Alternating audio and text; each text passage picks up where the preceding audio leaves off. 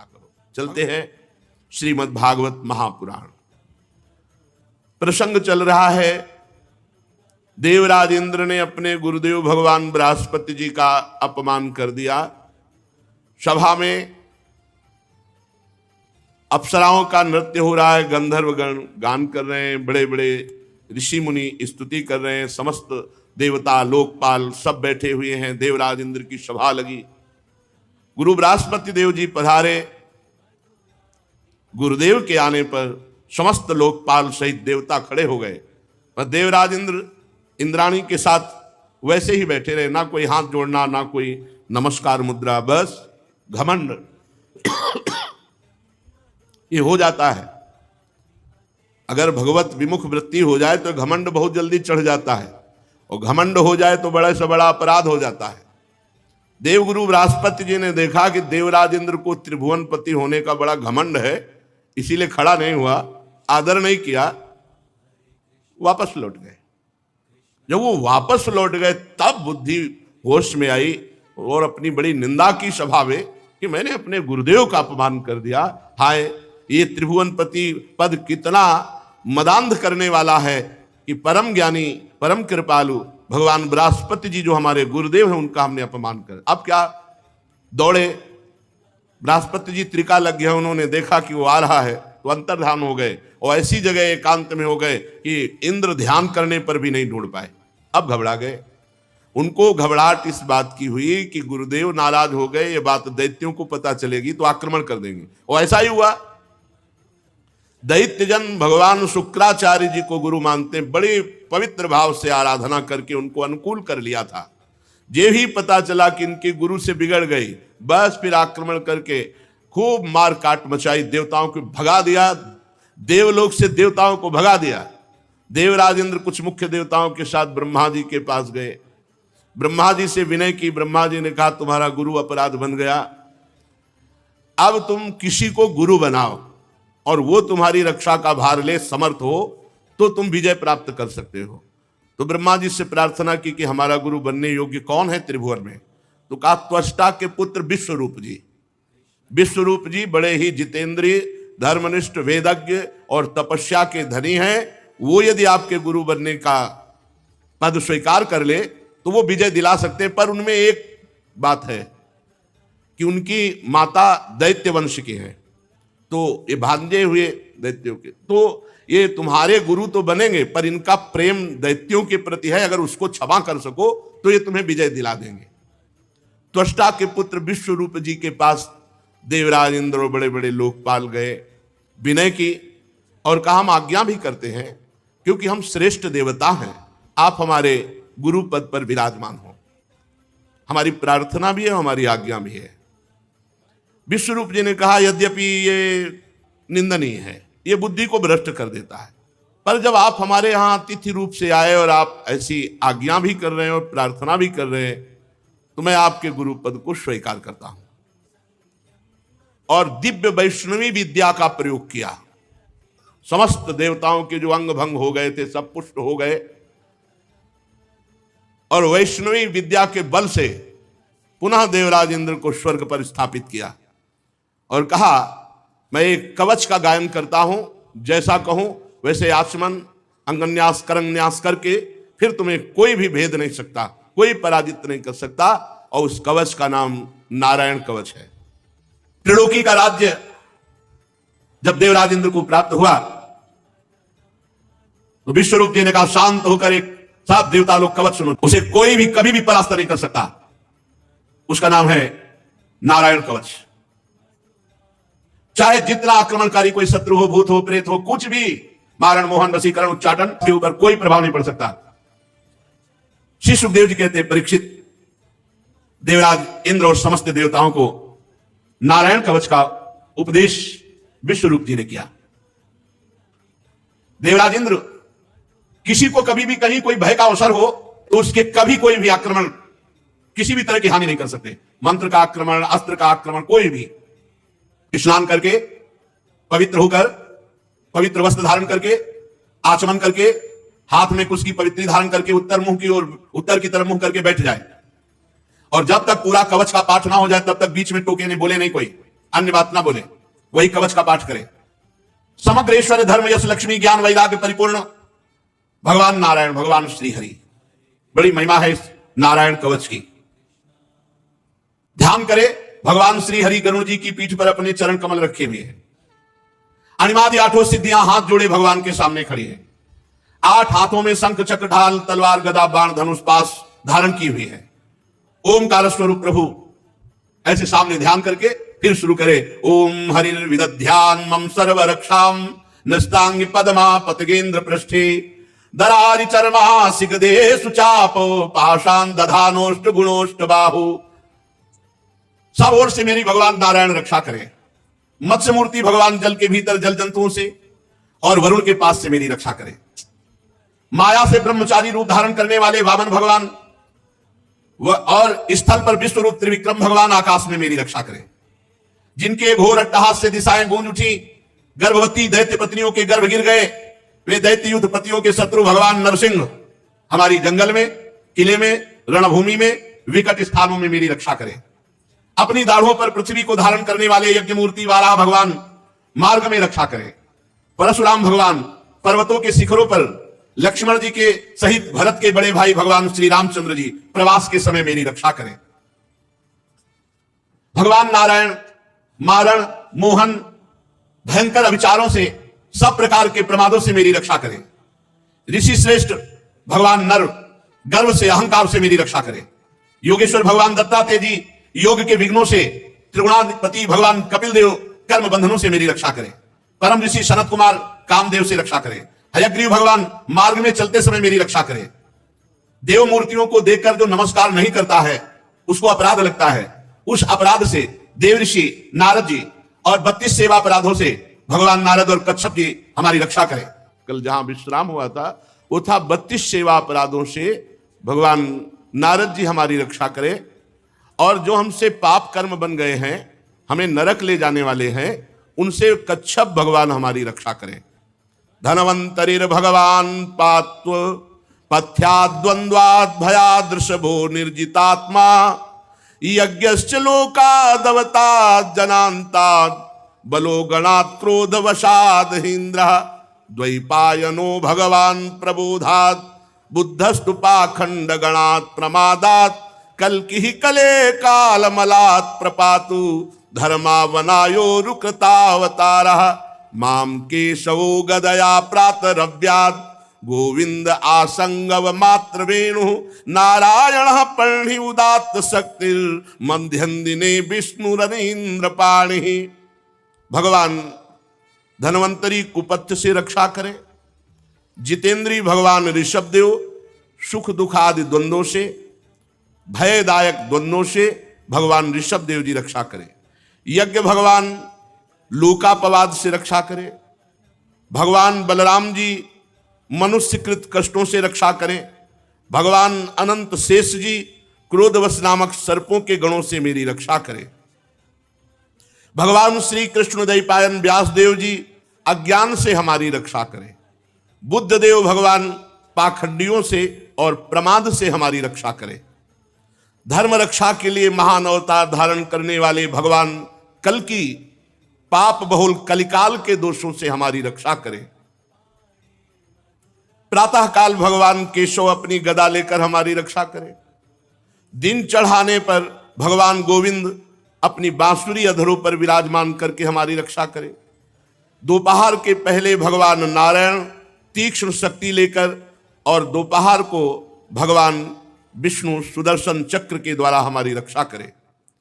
तीसरे पहर में भगवान मधुसूदन अपना प्रचंड धनुष लेकर मेरी रक्षा करें। सायंकाल भगवान ब्रह्मा जी त्रिमूर्तिधारी माधव, सूर्यास्त के बाद ऋषिकेश भगवान रक्षा करें। अर्धरात्रि के पूर्व और अर्धरात्रि के समय भगवान पद्मनाभ हमारी रक्षा करें। रात्रि के पहले प्रहर में श्री वत्सलांक्षण भगवान हरिजू रक्षा करें। उषा काल में खड्गधारी भगवान जनार्दन रक्षा करें। सूर्योदय से पूर्व श्री दामोदर भगवान और संध्याओं में काल मूर्ति भगवान विश्वेश्वर हमारी रक्षा करें। हे सुदर्शन चक्र, आपका आकार चक्र की तरह है, जैसे रथ का पहिया।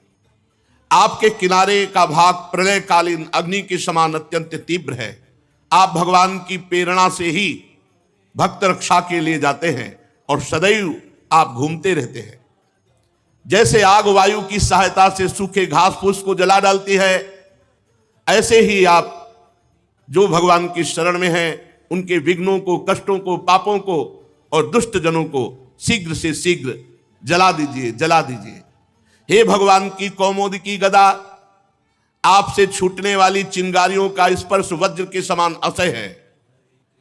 हे भगवान अजित की प्रिय गदा, मैं भगवान का सेवक हूं, इसलिए आप कूष्मांड, विनायक, यक्ष, राक्षस, भूत, प्रेत आदि ग्रहों को कुचल डालिए, कुचल डालिए और मेरे शत्रुओं को चूर चूर कर दीजिए। हे भगवान का पांचजन्य शंख, आप श्री कृष्ण चंद्रजू के फूंकने से जो शब्द करते हैं, शत्रुओं का दिल दहला देने वाले, यातधान, प्रमद, प्रेत, मातृका, पिशाच, ब्रह्म, राक्षस, इन सब से आप हमारी रक्षा कीजिए। हे भगवान की प्यारी तलवार, आपकी धार बहुत तीक्ष्ण है। आप श्री भगवान की प्रेरणा से भक्तों की रक्षा के लिए उनके शत्रुओं को छिन्न भिन्न कर दीजिए। हे भगवान की प्यारी ढाल, आप में सैकड़ों चंद्राकार मंडल हैं। आप बड़ी तेजोमयी हैं। जो पाप दृष्टि, पापात्मा, शत्रु, जो भक्तों को कष्ट देने वाले हैं, उनको सदा सदा के लिए उनकी आंखें बंद कर दीजिए।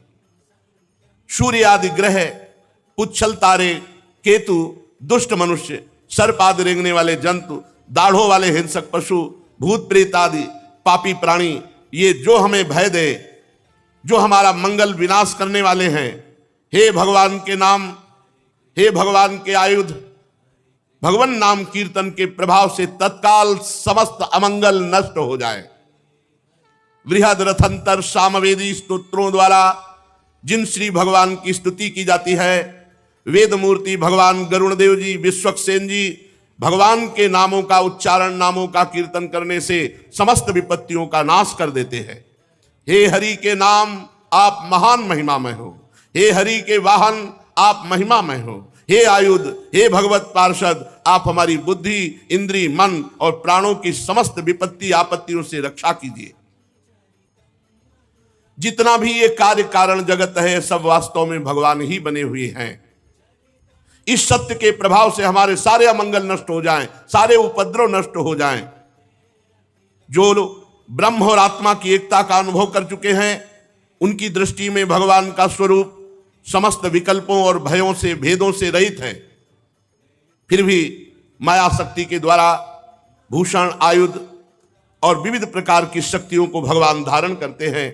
ये बात निश्चित सत्य है और ये धारण करते हैं हम भक्तों की रक्षा के लिए। इसलिए विश्व रूप भगवान हमारी रक्षा करें।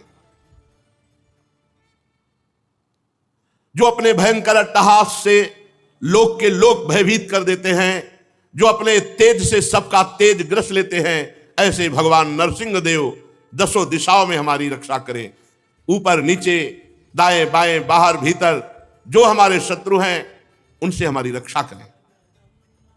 विश्वरूप जी ने देवराज इंद्र से कहा, ये मैंने तुम्हें नारायण कवच सुना दिया, इस कवच को अपने में स्थापित करो, तुम सुरक्षित हो गए हो। अब अनायास तुम दैत्य उत्पत्तियों को जीत लोगे। जो नारायण कवच तुम्हें हमने सुनाया, इसे जो सुनेगा उसके सारे पाप नष्ट हो जाएंगे।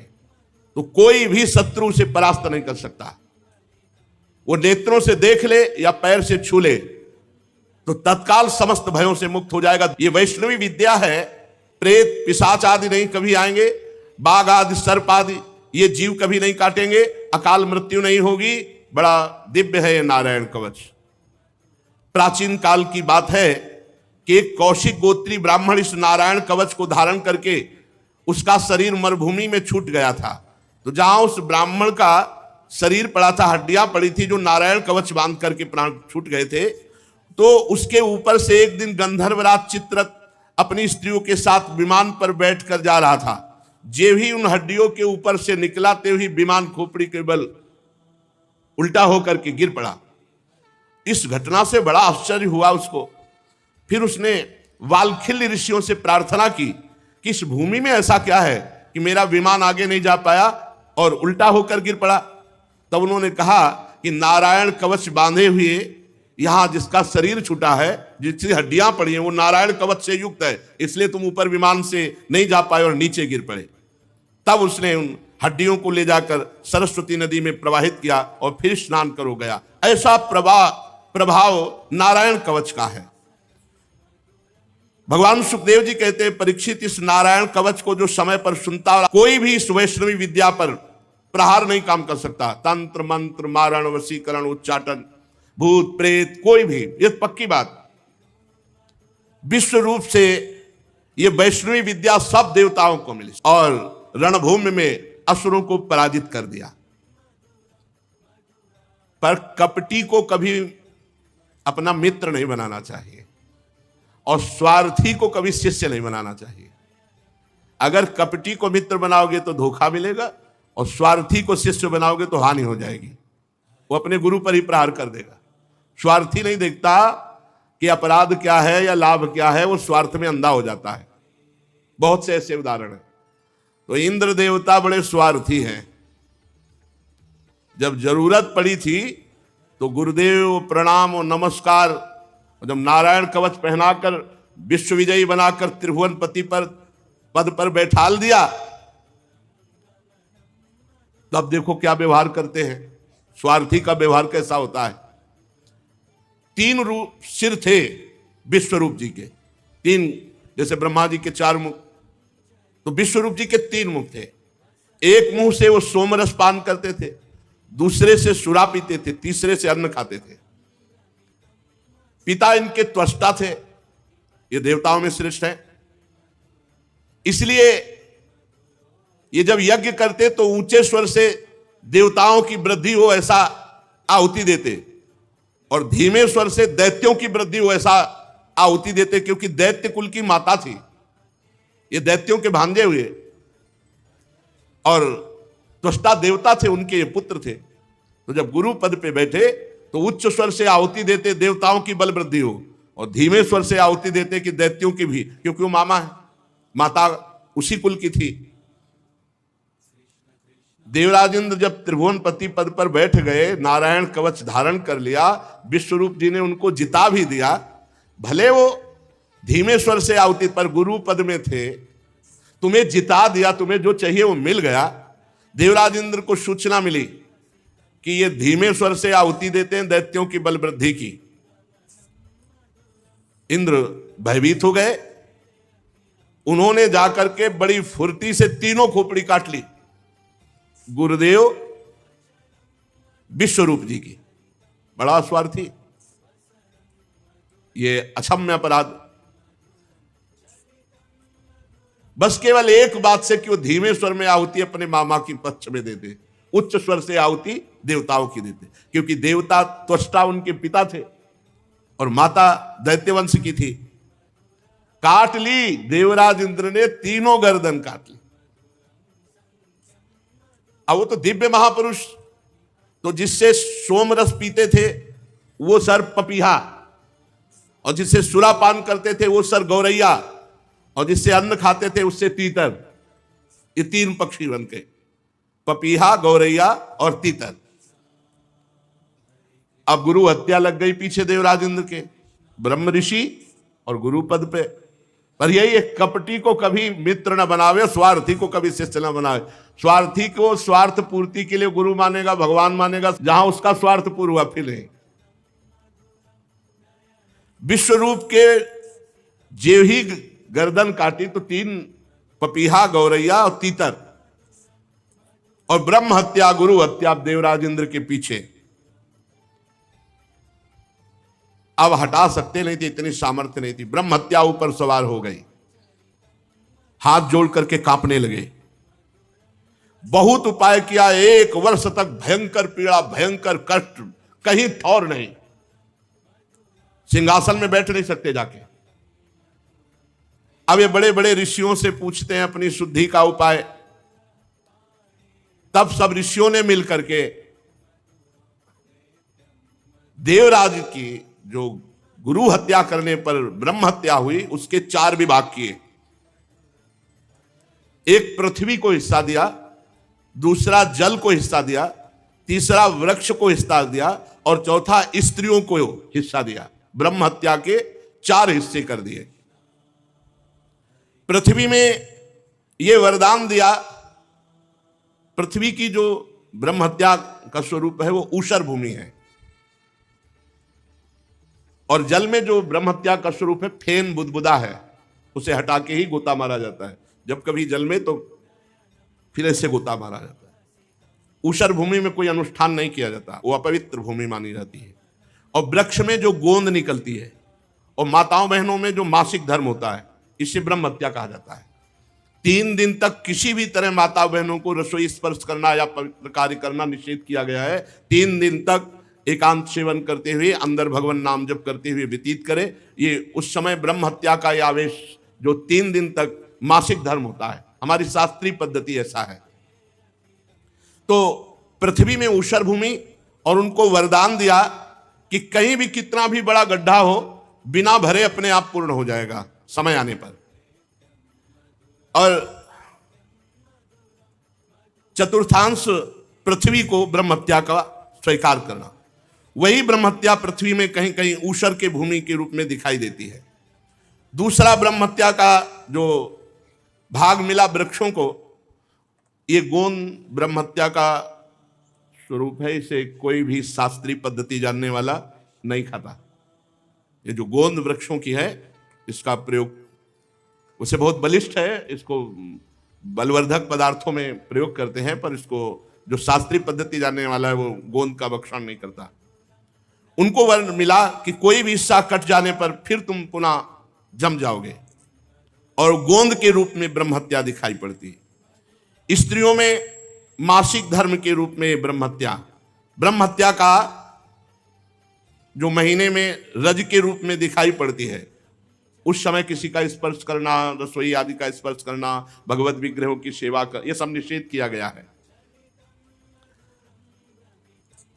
जल ने जो चतुर्थांश स्वीकार किया वो फेन बुदबुदा काई, और उनको वर मिला कि कितना भी खर्चा किया जाए तुम घटोगे नहीं, बढ़ते ही जाओगे, तुम्हारी बढ़ती। इस तरह जो ब्रह्म हत्या थी वो 4 भागों में ऋषियों ने मिलकर के विभाजित किया: पृथ्वी, जल, वृक्ष और स्त्रियां। ऊषर भूमि, फेन बुदबुदा काई, गोंद और मासिक धर्म। अब विश्वरूप की मृत्यु के बाद उनके पिता त्वष्टा बहुत दुखी हुए कि बड़े छलिया देवता है, जरूरत पड़ी तो आए गुरु के पद में वर्ण किया, और जब काम हो गया तो गर्दन उड़ा दी। बहुत विचित्र है। तो उन्होंने एक यज्ञानुष्ठान किया कि हम अपने पुत्र का बदला लेंगे। हतपुत्रस ततस्त्वष्टा जुहावेन्द्राय सत्रवे इंद्र सत्रो विवर्धस्व मां चिरम जहि विद्विषम। विश्वरूप की मृत्यु के बाद त्वष्टा ने एक यज्ञ किया, हे इंद्र सत्रो, तुम्हारी अभिवृद्धि हो और शीघ्र से शीघ्र तुम अपने शत्रु को मार डालो। इस मंत्र से इंद्र का शत्रु उत्पन्न करने के लिए यज्ञ किया। यज्ञ समाप्त होने पर अन्वार पचन नामक अग्नि, दक्षिणाग्नि से जो ही यज्ञ पूर्ण हुई तो एक बड़ा भयावना दैत्य प्रकट हुआ। ऐसा विकराल आकाश तक बढ़ा हुआ मानो साक्षात काल ही हो। अब ये लोकों का मानो प्रलय कर देगा।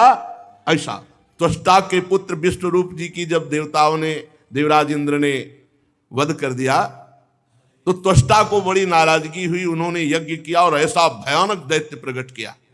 परीक्षित पहाड़ के समान काला, बड़ा डील डोल और संध्याकालीन बादलों के समान कांति, सिर के बाल, दाढ़ी, मूछ तपे हुए तांबे के समान लाल रंग के, नेत्र ऐसे लगते जैसे दोपहर के प्रचंड 2 सूर्य, चमकता हुआ 3 नोकों वाला त्रिशूल, और जे ही पग बढ़ाया तो पृथ्वी डगमगाने लगी जैसे नौका पे कोई बलवान गजराज चढ़ रहा हो। त्रिशूल को अंतरिक्ष पर उठाकर जम्हाई ली तो मुंह ऐसा खुला मानो भारी कोई कंदरा हो। ऐसा लग रहा था आकाश को पी जाएगा, जीभ से नक्षत्रों को चाट जाएगा, विशाल विकराल दाढ़ों वाले मुंह से तीनों लोगों को निगल जाएगा। अब तो बड़े बड़े देवता थर्रा कर भागने लगे त्वष्टा की यज्ञ से प्रकट हुए इस विशाल दैत्य को देखकर।